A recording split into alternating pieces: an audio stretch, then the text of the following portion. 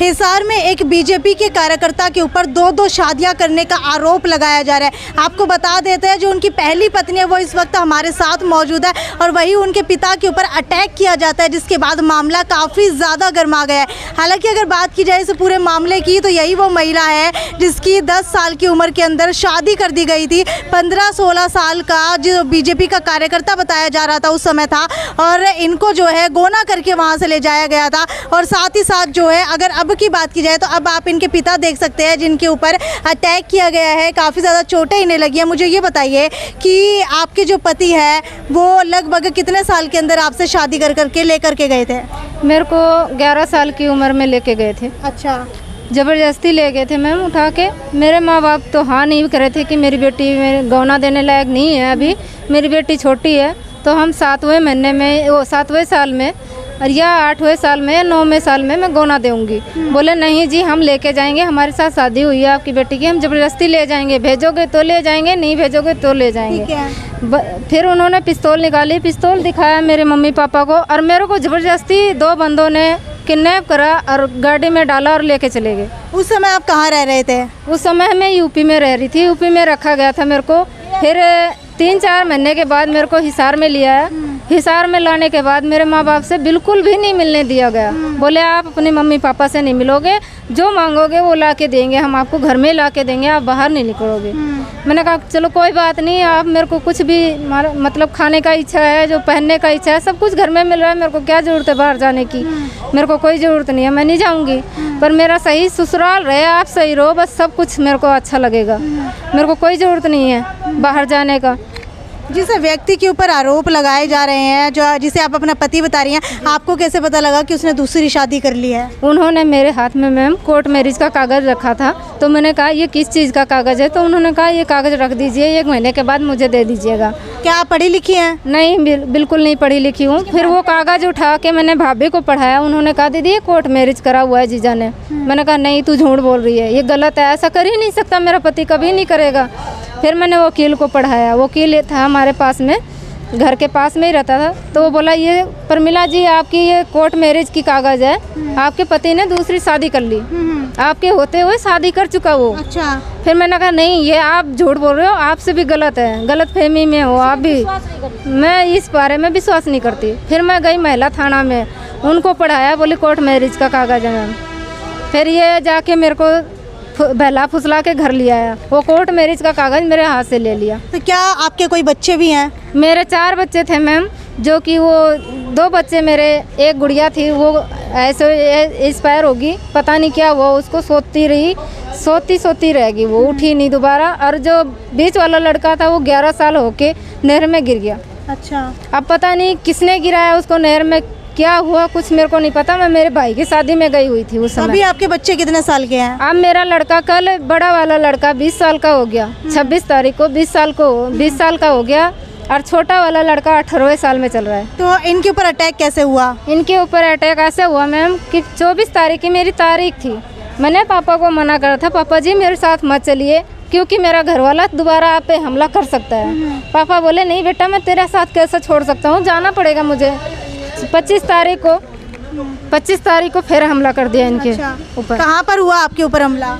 ये पेरला मार्केट में। अच्छा, क्या काम करते हैं आप? मैं बीड़ी सिगरेट, गुटखा, तम्बाकू, पान बीड़ी सिगरेट का काम। अच्छा, और जो आपका जमाई है वो क्या काम करता है? वो चाय का करता है, पेट्रोल पंप। चाय का ही करता है। मुझे ये बताइए कि जब आपके ये चोट लगी थी उस समय वो कहाँ पर था? वो मोटरसाइकिल से आया था अपनी हमारी दुकान पे, 2 छोरे पास उसके पीछे बैठे हुए थे। वो छोरे उतरे, बताओ। मैं 10 बजे दुकान बढ़ा रहा था, तब ये 2 छोरों को लेकर पहुँचे, मेरे सिर पे उसने बैट मारा। अच्छा। और मेरा बैग छीन के भाग गए। हमारे बैग में सामान था, क्या था? उसमें 140 डब्बी सिगरेट थी। 20,000 रुपया था। और रुपया पैसा था जो दिन में कमाया था वो था, वो पूरा बैग छीन के भाग गए। मुझे ये बताइए जब आपकी बेटी के साथ गोना किया था उस समय क्या आप लोग मंजूर नहीं दे रहे थे? हम जी हमारी बेटी बहुत छोटी थी, मैंने मंजूर नहीं दे रही थी गौना के लिए। बेटी आपकी? मेरी बेटी 2 है। 2 है जी। तो इसी को क्यों लेकर के गए? इसका शादी पहले किया था, उसको बाद में किया था ना, तो इसको शादी कर दिया था हमने। तो बोला मैं शादी कर नहीं रही थी, फिर हाथ पाँव जोड़ कर जैसे पापा ने हाथ पाँव जोड़ा, इसके जीजा ने हाथ पाँव जोड़ा, बोला मैं अपनी बेटी, आपकी बेटी मेरे को चाहिए, आप शादी कर दीजिए, आपकी बेटी पहले नहीं ले जाएंगे, हम 6 साल बाद ले जाएंगे, 7 साल बाद ले जाएंगे, 8 साल बाद ले जाएंगे। मैंने कर दिया। उसके बाद पिस्तौल निकाल कर मेरे बेटी को पकड़ के ले गए, फिर भी चलो कोई बात नहीं, अपने घर ले गए, कोई बात नहीं, कोई केस कस नहीं किया।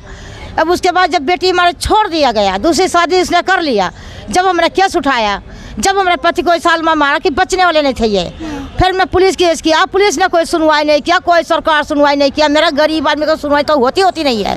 कोई शोरूम को तो सुनवाई जुड़ता ही होती है, कोई शोरूम नहीं बंद होता है, कोई दुकानदारी नहीं बंद, हमारा बीड़ी से खोखा बंद करा दिया जाता है। उसके बाद में दोबारा 24 तारीख को फिर पेशी थी, मेरा गए हम लोग पेशी गए, 24 तारीख को फिर से उसने हमला कर दिया, भरा बैग का सिकरे उठा ले गया, इनके ऊपर बेड मार दिया। इन्हीं के ऊपर हमला करते हैं या आपकी बेटी के ऊपर भी कर देते हैं? भी करते हैं, उसके ऊपर बाइक चढ़ा देते हैं। क्या चढ़ा देते हैं? मेरे ऊपर भी बाइक कई बार चढ़ा दिया, कई बार चाकू दिखा दिया, कई बार पिस्तौल दिखा दिया। दूसरी महिला की आप बात कर रहे हैं, जिस दूसरी महिला की आप बात कर रहे हैं, क्या आप उससे मिले हैं? हाँ जी, 1 साल उसके साथ रही, डरा धमका के मेरे को उसके साथ रखा गया। अच्छा जी मैम। मुझे ये बताइए, आपके पति के ऊपर लगातार ये भी आरोप लग रहे हैं कि वो भाजपा के कार्यकर्ता हैं, तो क्या? उन्होंने तो यही बताया मेरे को कि मैं भाजपा का कार्यकर्ता हूँ, मैं भाजपा का मतलब वो हूँ, तो मेरा कोई कुछ नहीं बिगाड़ सकता, मेरा कोई कुछ नहीं कर सकता, तू कितना ही कुछ कर ले, कहीं जाके कर ले, मेरा कोई कुछ नहीं बिगाड़ सकता, मैं तो बीजेपी का ही वो हूँ। काफ़ी गरीब ये परिवार बताया जा रहा है, अक्सर जो है ये व्यक्ति इनकी मदद करने के लिए आते हैं। मुझे ये बताइए, ये लगातार अपने पति को कार्यकर्ता बता रही है किसी पार्टी का, क्या सच में वो कार्यकर्ता है? नमस्कार जी, देखिए मैं मिला भी नहीं हूँ उनसे और मैंने देखा भी नहीं है उनको, लेकिन इनका कहना है बार बार इनके ऊपर जानलेवा हमला करना, 2-4 बच्चे पैदा करके पत्नी को छोड़ना, दूसरी पत्नी लेके आना। ये बीजेपी वालों से मैं पूछता हूँ कि अपने कार्यकर्ताओं से ये काम करवा रहे हैं, मोदी जी करवा रहे हैं, खट्टर साहब करवा रहे हैं, लिविंग में 2-4 आप भी रख लेते ना। खट्टर साहब कुंवारे हैं, शादी नहीं हुई, रख सकते हैं वो भी लिविंग में। जनता के लिए ये कानून क्यों बनाया? मोदी साहब ने शादी करके पत्नी को छोड़ दिया, वो भी लिविंग में रख सकते हैं। अगर अभी इस मामले की बात की जाए तो ये महिला बता रही है कि इनके पति भाजपा के कार्यकर्ता हैं, तो क्या आप कभी उनसे मिले हैं या फिर आपको कैसे बताओ भाजपा के कार्यकर्ता हैं? मैं तो मिला नहीं उनसे, लेकिन अब मिलूंगा।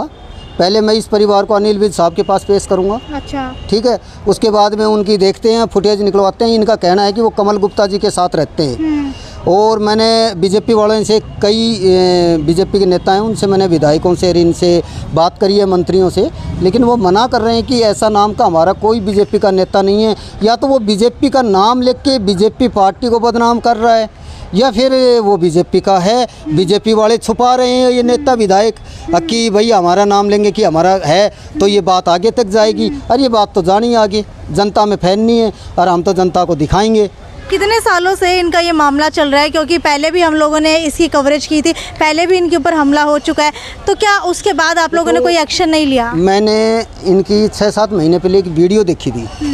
हॉस्पिटल में एडमिट थे अंकल, इनके हाथ पैर टूटे हुए थे, प्लास्टर था, इनके मुंह पे चोट लगी हुई थी। वो एक वीडियो आई थी, उस वीडियो के आधार से मैंने इनको कॉल किया था इस परिवार को। तो मैं फौजी भाईचारा ग्रुप से हूँ, तो हमारा फौजी भाईचारा ग्रुप एक ऐसा ग्रुप है कि ऐसे परिवार होते हैं, उनकी राशन की, खाने पीने की, दवाइयों की ये मदद करते हैं। जो भी बच्चा आगे पढ़े उसको पढ़ाने में आगे मदद करते हैं। अगर कोई खेल कूद में है तो उस बच्चे को हम खेल कूद में आगे बढ़ाएंगे, खर्चा हम लगाएंगे। अगर किसी गरीब परिवार की बहन बेटी की शादी है तो वो भी हमारी बहन बेटी है, हम उसमें योगदान जितना हमारे से होगा हम करेंगे। ठीक है। और दूसरा ये है जी, जो ये बता रहे हैं कि बीजेपी का है वो, तो ये बता रहे हैं तो सही है, उनकी पत्नी है ये उनके ससुर हैं, तो ये इनसे मेरे से ज़्यादा तो ये जानते हैं उनसे, क्योंकि आप भी नहीं जानते, मैं भी नहीं जानता, ये जानते हैं। पुराना रिश्ता है इनका, 20 साल पुराना, 2 बच्चे पैदा कर रखे हैं। तो ऐसा है जी, अनिल विज साहब से मिलेंगे। अपने बीजेपी के कार्यकर्ताओं से आप ऐसी घिनौनी हरकतें करवा रहे हैं, लिविंग में रखवा रहे हैं लोगों वाले साहब।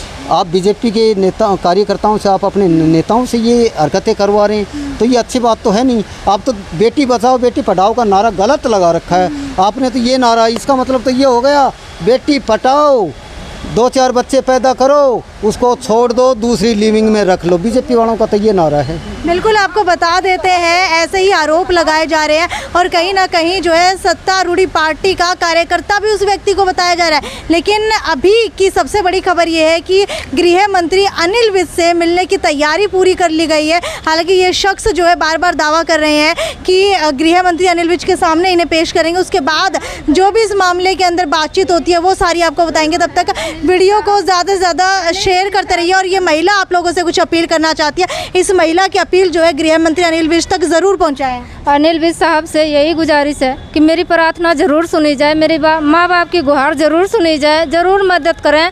मैंने उनके बारे में बहुत तारीफ़ें सुनी हैं, बहुत सब कुछ सुना है, तो ज़रूर मेरी भी प्रार्थना उनसे कि मेरी भी सुनवाई की जाए। मैं आऊँगी, शनिवार को ज़रूर आऊँगी, मैं उनसे मिलने ज़रूर आऊँगी। ये जैसे कि इनके पिछली साल एक चोट, इनके हाथ पैरों में चोट लगी थी, जो वीडियो देख के मैं आया था इनकी मदद के लिए। तो इनके दोनों हाथ टूटे हुए थे, रोड डली हुई थी, इनके पैरों में डली हुई थी, इनके उसमें लगी। जो इनका आईओ था, जो ये केस बनाया था, उस आईओ ने दबाव में नहीं बनाया ये केस, या कोई पैसे लेन देन हुआ है, क्या हुआ क्या नहीं, हमारे को तो पता नहीं इस चीज़ का, क्योंकि हम उस टाइम नहीं थे।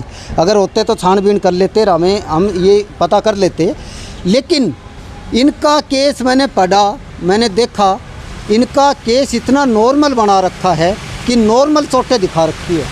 तो इनमें से किसी भी आरोपों की पुष्टि इस वक्त हम लोग नहीं करें। अगर दूसरा पक्ष भी हमारे सामने आना चाहता है और अपनी बात रखना चाहता है तो हमारे चैनल पर दिए गए नंबर पर संपर्क कर सकता है। वीडियो को ज़्यादा से ज़्यादा शेयर करते रहिए और आपकी ये बहन लगती होगी, इसको न्याय दिलाने के अंदर ज़रूर मदद कीजिए। नमस्कार।